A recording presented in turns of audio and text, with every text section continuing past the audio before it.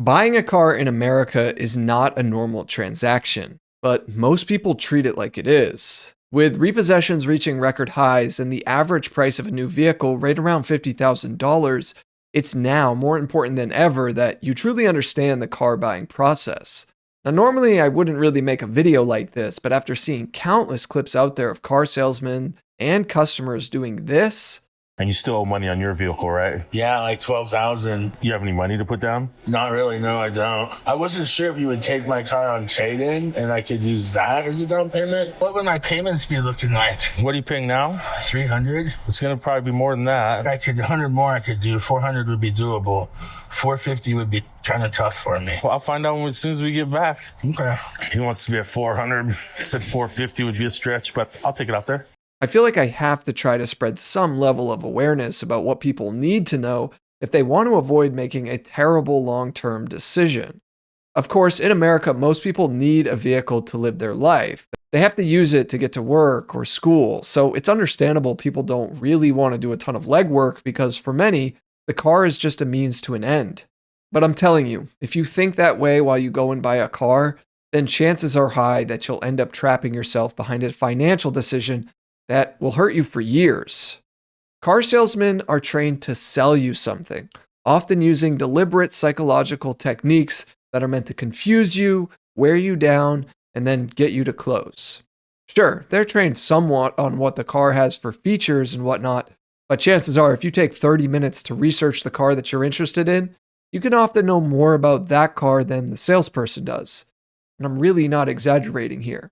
Car payments are the number one way dealerships are tricking people into a bad financial decision today. I've covered why this is in previous videos of mine, but the problem is most people don't know the math. So the moment someone tells them, I'm looking for a payment around blank, the dealership has already got you right where they want you. Never tell the salesperson what you want your payment to be.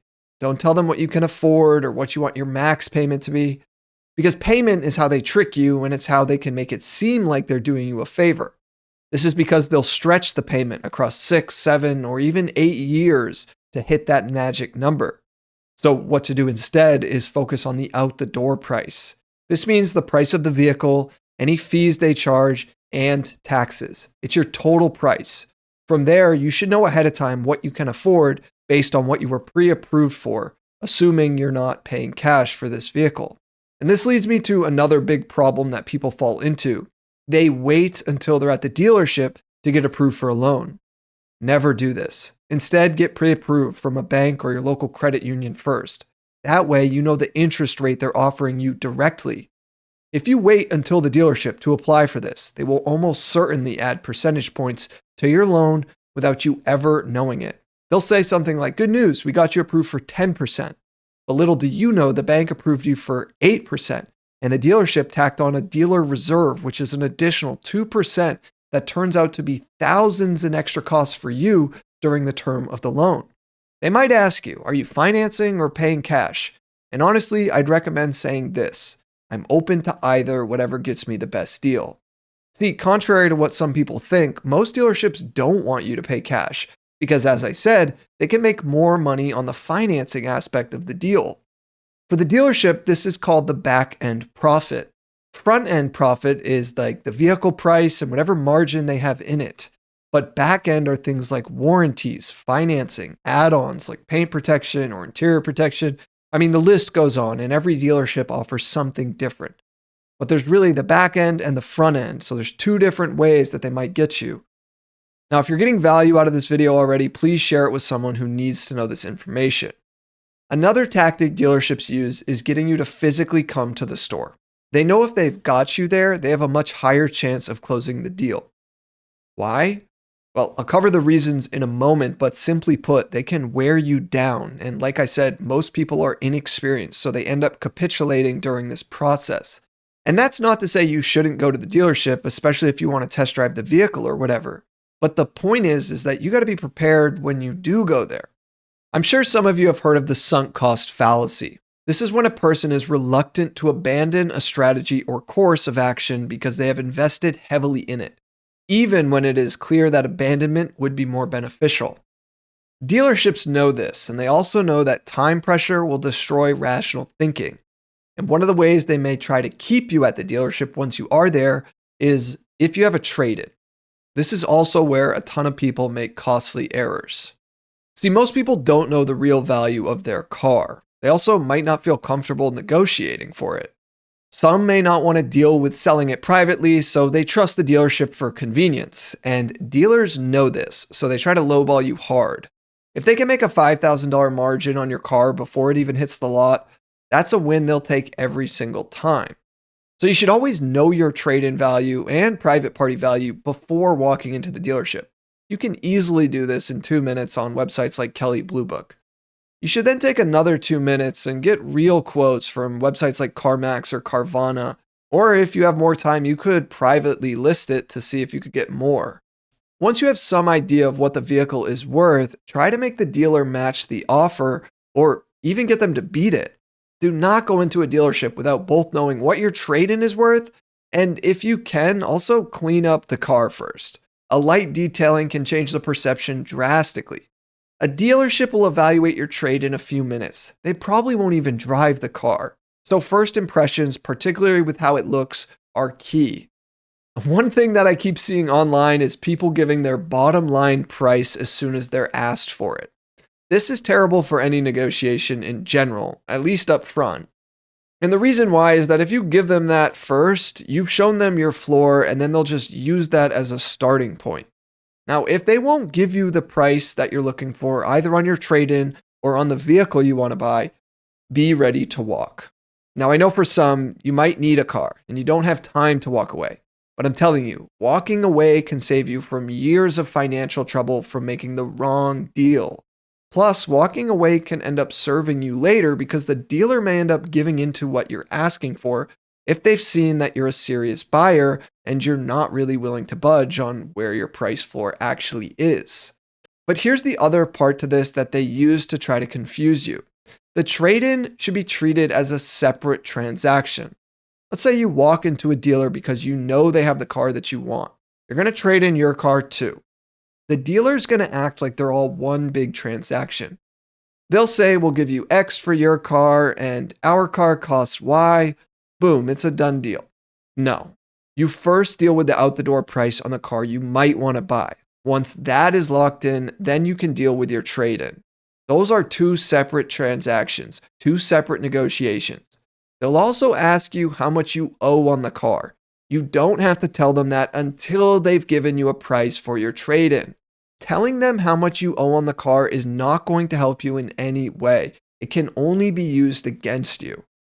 If you're underwater on the car, meaning you owe more on it than it's worth, don't worry, they'll find that out eventually. But if you tell them up front, you may once again hurt your chances of what you could get. So if you let them combine these two transactions of the trade-in and the new car, chances are you will most likely get screwed. This is because they can overcharge you on one side and pretend they're giving you a deal on the other and make it all seem equitable. They're separate transactions. Now, fees are another super important aspect to understand in the car buying process today. It's where the dealership can make the most profit in this whole deal. And I'll give you an example. Last time I bought a car, I asked for the out-the-door price. So they printed up a sheet and there was a line breakdown for every cost. The car's price, the dock fee, the taxes, and then there's generally always some other fee or sometimes more than one other fee. And in this case, it was an interior protection package that cost almost $1,500. They just put it on the bill like I asked for it. And this is the sneaky shit I'm talking about. Because when I asked what this was, they had their boilerplate response about what it was, what it covers, what might happen to your car if you don't have it, blah, blah, blah. All you have to say to this is, can I decline this? If they say no, you 100% should walk away. If they say yes, you can decline it, but then they try to convince you to keep it, don't budge. The FTC has ruled this to be illegal. Dealers cannot rope you into add-ons that you never asked for. So most dealers will allow for you to decline it, but that's the sneaky part. If you don't ask, they'll just slap it on the out-the-door price as if you did ask for it. These fees will come in various forms. Some are as ridiculous as nitrogen-filled tires, which is a flat-out scam because air already consists of like 80% nitrogen. But it could be something like ceramic coating or whatever that they've come up with, because honestly, there are new ones all the time that they're constantly trying to add on. In a lot of cases, they're wiping down the car with something for 30 seconds and then charging you over $1,000 for it. The dock fee may be trickier to negotiate, but it's still worth trying to do so as well. Now, they'll tell you that it's a state law or something like that, but it's not. There's not one single state in the country that requires a documentation fee for car dealerships. But these fees don't end there, because when and if you agree to buy a vehicle, you will then be transferred to a finance manager. And this is where they're going to try to get you on the back end profit. Things like these extra add-on fees, the marked up interest rate, which I already touched on, but also things like extended warranties. The devil is in the detail with things like extended warranties. You must know what you're getting covered and what you aren't before you decide on it. Ask them, have them show you too. Don't just blindly sign away, because what they say can be very different from what the fine print actually says. You can also try negotiating the warranty cost if you want to, as they're likely to have a large profit margin in that as well. Remember though, at this point in the car buying process, this is where you're going to be the most worn down from it all. You're just going to want to get out of there and get into the car that you just bought. They know this too, so pay attention here. The bottom line is this: the car is not the product today. You are, and the dealership is designed to extract as much value from you as possible unless you understand how the system actually works. If you go into this car buying process unprepared, they will take advantage of you every single time. It's a shame that buying a car today is filled with so many predatory traps, and I wish it really wasn't like that. But obviously, I wasn't able to cover every aspect of the process here, so if you have a helpful tip, leave it below. If you enjoyed this video and you want to learn more about how a hack ended up crippling Britain's largest automaker, Jaguar Land Rover, well, I covered it in this video here, so please check it out next. Thanks for watching.